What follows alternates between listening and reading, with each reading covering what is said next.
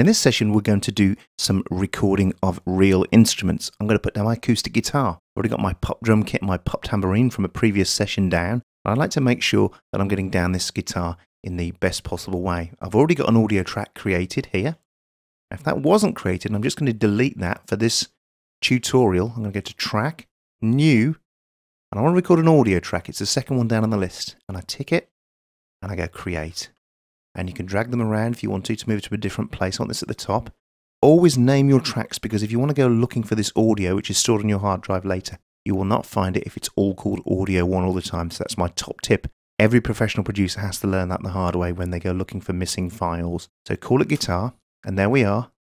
And the next thing I want to check as well is I want to come up here to my preferences, and for audio, I want to make sure that my audio device is shown here, and it is.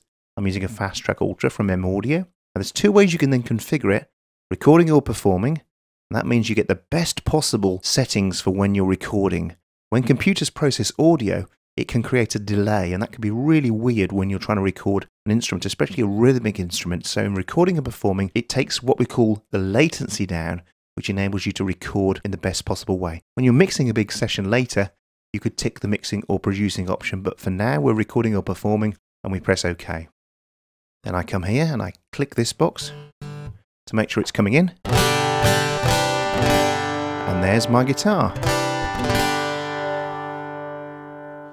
Next thing I want to make sure of is that I've got a count in, and I come along here and make sure that the count off is ticked there. It's going to count me in before I start, and I can also turn on the metronome here to hear that count. Now I don't want it to be loop playing on this occasion, so I'm going to turn loop playback off. I don't want loop record either. I want to simply put it down and then listen back to it in one go. So I can play straight away and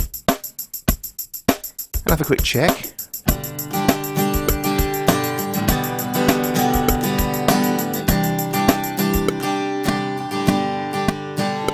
So I've got the guitar part I'd like to play, and we hit the rewind button right back to the start, put it in record, and we press the play button. 2, 3, 4. And you're off. Simple as that. Now, if you got it wrong or you want to change it, just press Command or Control Z and undo it, and you can start again. So here we go.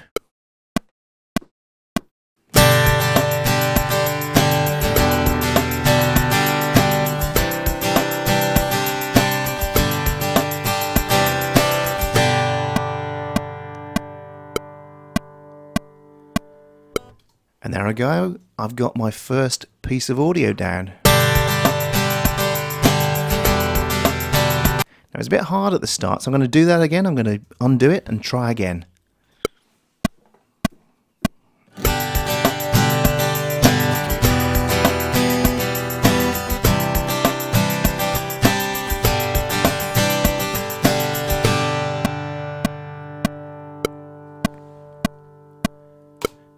So there we are, the audio is now down, and let's have a listen to it.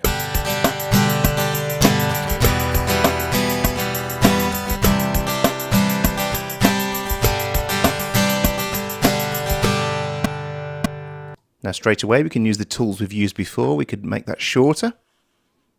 So it's in a loop now. We can turn loop playback back on.